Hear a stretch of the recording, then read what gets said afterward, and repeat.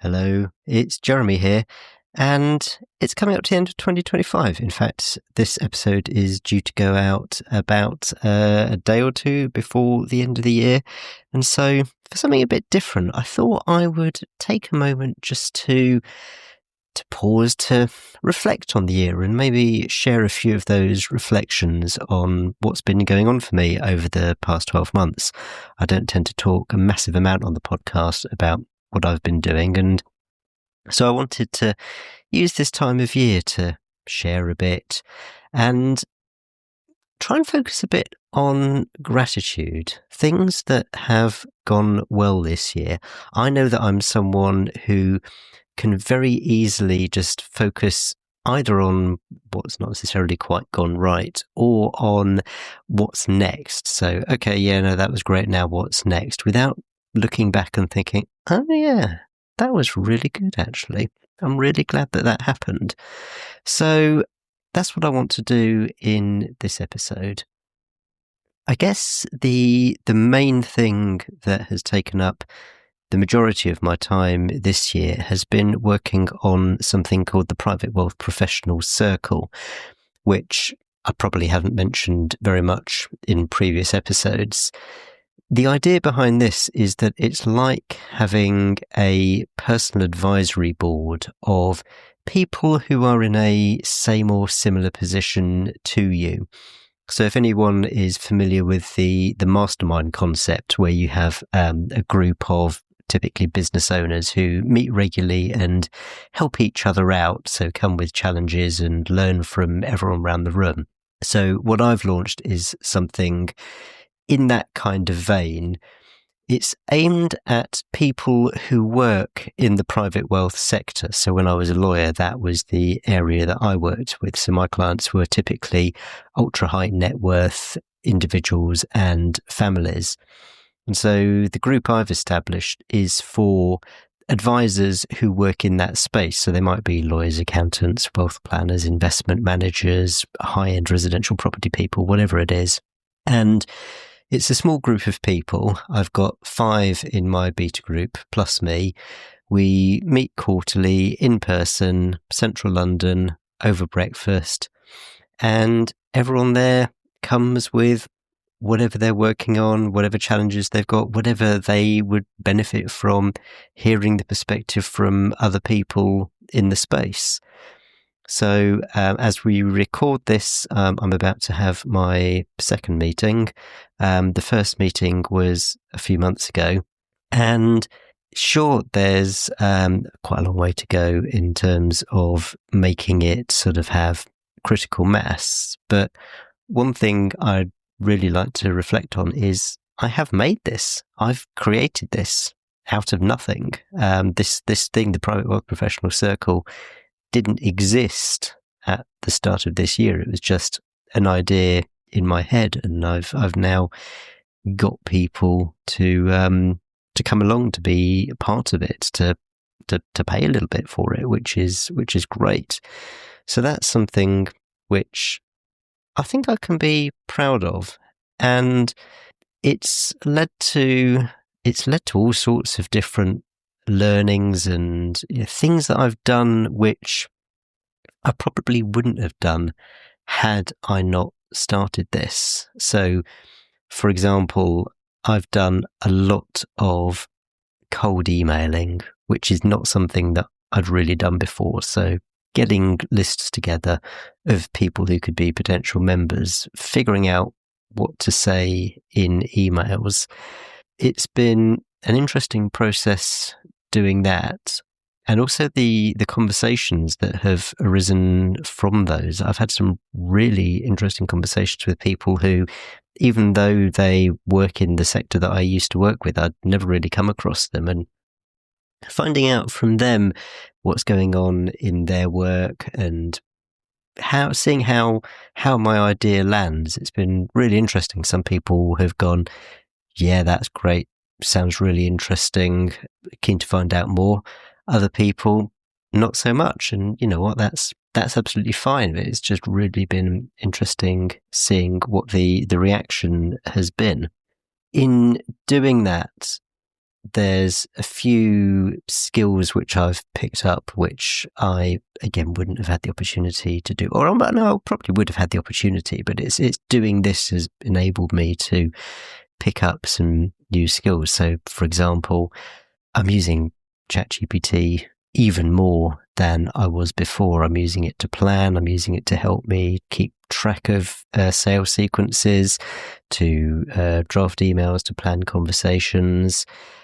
I kind of have a love-hate relationship with ChatGPT. When it's good, it's really absolutely fantastic. It saves me a lot of time.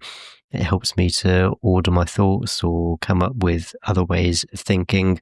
When it doesn't work and it starts to hallucinate, I kind of want metaphorically to throw it out the window. But for the most part, it's actually been really, really helpful. It's also enabled me to do things which I probably wouldn't have done before, or I wouldn't have done them as well. So, for example, I designed a landing page for the Private Wealth Professional Circle. And again, it was a combination of ChatGPT and Claude AI to help me to design that. And again, it just made the process a lot easier, a lot simpler. It made it something that I was much better able to do by myself rather than get a designer in. And I know there's a lot to be said to getting specialists in to do things, but for where I am at the moment, it felt like the right thing to do it by myself. And I was really pleased with the result. It's not perfect, no, but it's definitely out there and something which I'm pretty happy with, actually. Another thing I've been working on this year has been the one-to-one coaching. And something that has gone well is that I've had a couple of clients who are really the sort that I would like to act for more of. They're really great clients. So there's a couple there are professional advisors. They have just done a buyout of their business, so they're now business owners, and they're looking at the road ahead and what their business means to them and what they want it to look like. And working with them has been a real privilege. I don't often do coaching with more than one person at a time, but here I've had sessions with both the founders at the same time, and just watching the dynamic between them, it's been absolutely fascinating. And it's a real privilege just watching the thought process kind of evolve in front of you, with me just giving the occasional nudge here and question there to help the thinking develop. And there are a couple of other professionals that I've coached this year, and that does feel like it's kind of the niche I'm going in. So the sort of person I want to help really are the professionals, by which I mean the people who are like the professional advisors. It's an area that I personally know quite well from my background, and so it's somewhere where I feel like I kind of fit. It feels like it's a good fit for me. Coaching is one of those things where you can do it in lots of different areas, but I feel like I'm kind of finding my niche, and it relates to what I'm doing with the Private Wealth Professional Circle as well, the sorts of people that I want to help. So that's been going well in terms of just getting exposure to more clients of this sort that I'd like to work with. There's also the podcast. The podcast has now been going for 6 years and it's still going. And I guess more than anything, what has become clear over probably the past couple of years, is how much the podcast has been great as a networking tool. Yeah, I learn huge amounts from the interviews with guests, and I love doing that, and I always take things away, and hopefully you do too. But also, it's just great to be able to speak with people who I would never speak to otherwise. So some of the guests I've had, I'd never have met them in a million years had it not been for the podcast and being introduced to them and seeing a topic which I thought, yeah, this is interesting. I'd like to have a conversation around this. And of course, 2025 was also the year that I released episode 200, which I'm delighted to have released that many episodes. and delighted to share that with Al Elliott, who really should get a special mention because if anyone has listened to episode 200, you'll know that he has been a real help to me in establishing the private wealth professional circle. He identified the fact that when we first properly met and he started asking me questions about my business, I was kind of all over the place. I was kind of flitting between different ideas and not really concentrating on anything. And it was working with Al that got me to hone down what I wanted to do and who I wanted to do it with, which has been enormously helpful. And I wouldn't have made the progress I've made this year with the private wealth professional circle had it not been for the mentorship which he's given. And again, that's someone who I met through the podcast. He co-hosts another podcast called Truth, Lies and Work with his wife, Leanne. They did an episode about burnout, and I thought, wow, that's a really interesting topic. I wonder if they'd mind coming on my podcast and doing an episode about that, which they did. And we stayed in touch, and we have helped each other. They refer some guest ideas to me. I refer some guest ideas to them. I catch up with them from time to time. Al continues to help and support me in the business. It wouldn't have come about were it not for the podcast. Another guest that I had earlier on this year was Rob Dix. I think it was the third time that he'd been on the show. He's someone who's been absolutely influential in the course that my professional life has taken through his podcast, which he does with a chap called Rob Bent's The Property Podcast. It was through them that I got into learning about entrepreneurship and business ownership and all that kind of stuff. So Rob has really been an early on mentor, much more passively than Al. I mean, Rob has more helped me through his content, his emails, his podcast, his books. Again, having had the podcast enabled me to reach out to him and say, I'd really like to have a conversation. And I've now had 3 great conversations with him, and we're able to chat offline. And again, he's been an enormous support. And again, wouldn't have happened were it not for the podcast. And I guess the final work pillar, I suppose, I mean, it's kind of work. It's something I do on a voluntary basis, but that's on the Bitcoin side, which is something that I've mentioned a few times on the podcast. I've interviewed people in the Bitcoin space.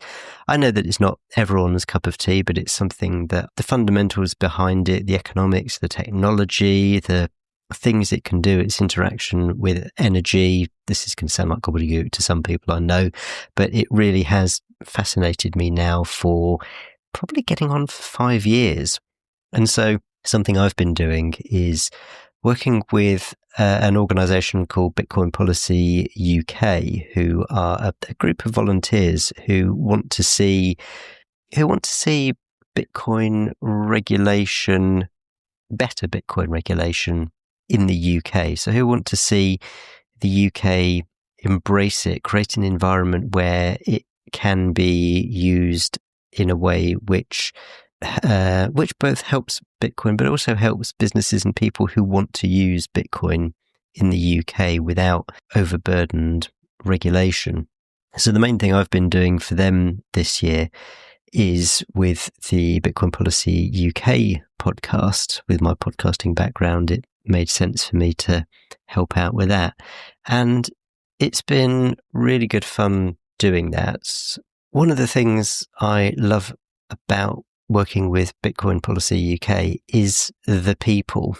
So Susie Violet Ward, who was a guest on the podcast, I think last year, I can't remember offhand which episode number. She's now the CEO of Bitcoin Policy UK, and there's another chap, Freddie New, who's the Chief Policy Officer, and they're just an absolute pleasure to work with.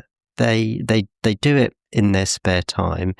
They're both really passionate about the subject, and watching them work and having the opportunity to work with them is a real privilege. It's definitely something which has enriched my life. So yeah, it's one of those things where I just kind of, after having found out about Bitcoin and learned a bit about it and having become pretty convinced myself that it has quite a big role potentially for the future, I wanted to find ways that I could get involved and support it. And so, yeah, it was through talking to other people in the space that I met Susie and got involved with Bitcoin Policy UK. And people who've been listening for a long time will know that networking is one of my favourite subjects. I just think it's so incredibly valuable. And it's networking that brought me to Bitcoin Policy UK. And it's also networking which has brought me many of my existing coaching clients. One that I didn't mention came about through a completely random introduction. I met someone at a local business meeting. It was like a local business networking meeting, and someone who I completely did not expect to introduce me to the sort of client that I'm now working with, but they did. And it's amazing. And it's just the kind of stuff that comes out through networking. You just never know what it's going to lead to. It's really been interesting for me noticing the levels of discomfort I have around reaching out to new people. There's always that resistance before I press send on the email, but I know that it always leads on to good things. Something else I've been looking into is an area of market research called qualitative research. I won't go into details, but I have literally just reached out to random people and said, hey, this is me. This is what I'm about. I'm keen to find out more about this. Would you be open to a conversation? Most people don't reply, but some people do. And I've had some amazing conversations on the back of that. And it's just, it really is where opportunity lies, or at least where it's lied for me, is having those conversations, speaking to just people that are outside of my circle, but who are interesting, and just trying to learn from them. It's absolutely one of the best things for me to do. So what about on the personal side? Well, one thing that I've picked up again this year is playing jazz music, which I am so pleased I've had the opportunity to get back into it. There's a guy who's local to me who runs various groups on a Saturday morning, including a jazz and improvisation group. I haven't been able to go for ages, mainly because I've been taking my daughter to swimming lessons for quite a few years. But the timings have changed such that I'm now able to go. So I've been going since after Easter, and it's so much fun. I absolutely love it. I come away humming all the tunes. I come away thinking through ideas that I can do for my next improvisation round, some of the pieces we're doing. We're going to discuss in one of the earlier episodes next year the things that bring you joy and just the impact that they have on your personal health and well-being. And this is definitely one of those. I come out of, they're only an hour long, these sessions, but I come out of them always just feeling enlivened and exhilarated. They're absolutely brilliant. So it's been really great to get back into that. Another thing I tried and really made a conscious effort with was when we went on our family holiday over the summer, was to try and switch off. And that for me meant not checking emails at all, not looking at social media at all, not checking up on Telegram groups or any other communities that I'm part of. Because almost always I will find myself going back to those, just, check in, let's see what's been going on Facebook. Nothing, just a load of adverts. Or what's been going on in these groups. And there was definitely a bit of effort in resisting this kind of thing, but it definitely paid dividends. So I'm really glad that I tried that. I did an interview with Elaine Smith earlier this year, and we talked about prepping for holiday, and I actually did that interview, I think it was the day before or 2 days before I went away. So that was enormously helpful. So do go back and listen to that episode if that's of interest. I've also been doing a bit of work on my health. It's one of those things I think about more than I take action on. But I had a couple of tests earlier this year which came back with results which suggested that I would benefit from making some tweaks, and I've started to put some of those into action. Again, this is something where I've been using ChatGPT. So I fed in some of the information and asked it to suggest some things which I could do. And what's been really interesting is that it's come back with some relatively simple changes, particularly around diet. So some things to cut down, some things to cut out completely, and also a bit around, to be honest, making things a bit more from scratch. We do tend to use quite a lot of pre-prepared things when we're making meals, so like cooking sauces, that kind of thing, or pre-packaged, like a pack of chicken which has already got like sauces and flavourings and that kind of thing. And what I've been doing is starting to make these things from scratch myself. So then I've got much more control over things like sugar content and salt content. And they've been so far pretty small shifts. Don't yet know whether they are having the impact that I would like them to, but I think they might be. And it's kind of been interesting approaching it from a position of experimentation. So, okay, well, here's something that I can make, and rather than having, say, the usual, I don't know, potatoes or rice as a side, I can have this instead and see what happens. And it's actually kind of been fun just trying out some new things, and I've been pretty pleased with some of the results. One of the things I've been telling ChatGPT is that I'm generally quite time pressed and don't have massive amount of time to do complicated recipes when it comes to cooking. And it's taken that on board and it's given me some really simple stuff. And again, that's been really great.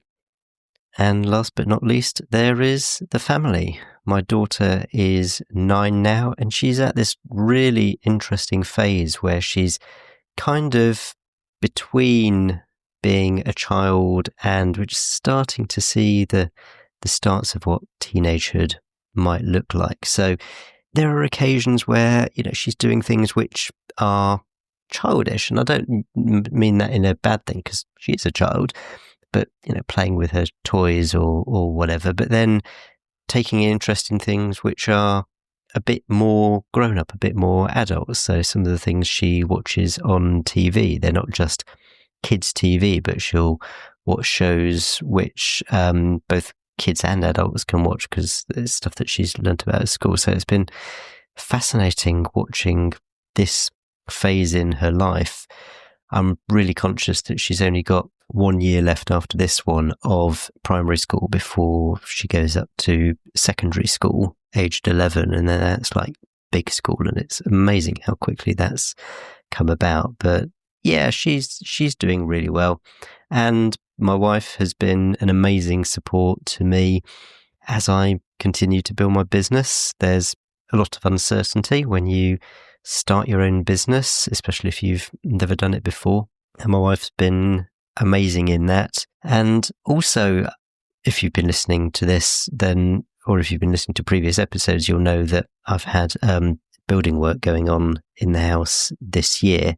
That wouldn't have happened if it had not been for my wife. She really got all that coordinated, got it all together, and the house is just looking so much better as a result. We moved in quite some time ago, and there are lots of rooms where we just hadn't got around to doing anything, hadn't really put our stamp on the house, and now we have done. And I'm starting to walk in through the front door and going, oh yeah, this is actually quite nice. So I'm so glad that we've got that done, and so glad that she's helped with that.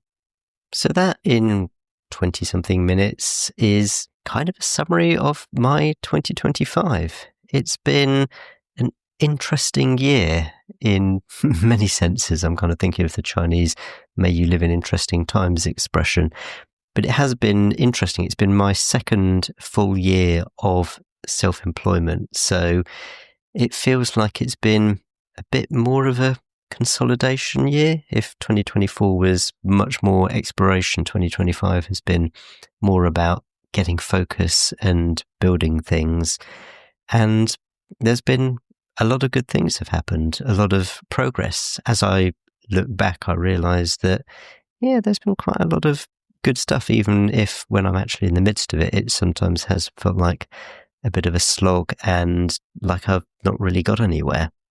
But I think if there's one thing which has really come out and kind of been heightened for me is the importance of relationships, whether that's relationships with friends, whether it's with family, whether it's with the people I'm volunteering with, Bitcoin Policy UK, the people that I'm playing music with in my jazz group and the wind band I also play with, and also professionally. So just all the people who I've met and had conversations with as part of building the business.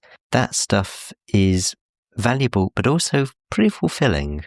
I really just enjoy spending time with people and having those conversations. So that's something that I think I definitely want to major in on and build even more as we go into 2026. And yeah, I'm excited about what 2026 is going to bring. I don't know what it's going to bring. I feel like there's going to be lots of curveballs. Well, maybe not lots of curveballs, but I don't know really what direction it's going to go. But I guess it's going to be kind of interesting finding out. So that's it from me, and I would love to find out what you thought about this episode. Are these slightly random musings interesting, helpful? Do you have questions? Is there anything you'd like to ask me? There's the contact form on my website, changewhatlife.com/contact. If you have any feedback or, anything that you'd like to know, I'd love to hear from you. In the meantime, I hope that you've been enjoying the holiday season. I hope that you are getting to spend the time in the way that you want. So whether that's having mass gatherings with lots of people or whether it's just having something a bit more low-key and chilling out and relaxing, I hope that you're getting the opportunity to do what you want as we close out the year. And all that's left to say is thank you for being part of this year for me. I wouldn't do the podcast if it wasn't for having people listening to it. So thank you, and looking forward to seeing you in 2026. So for now, cheers, bye, and Happy New Year.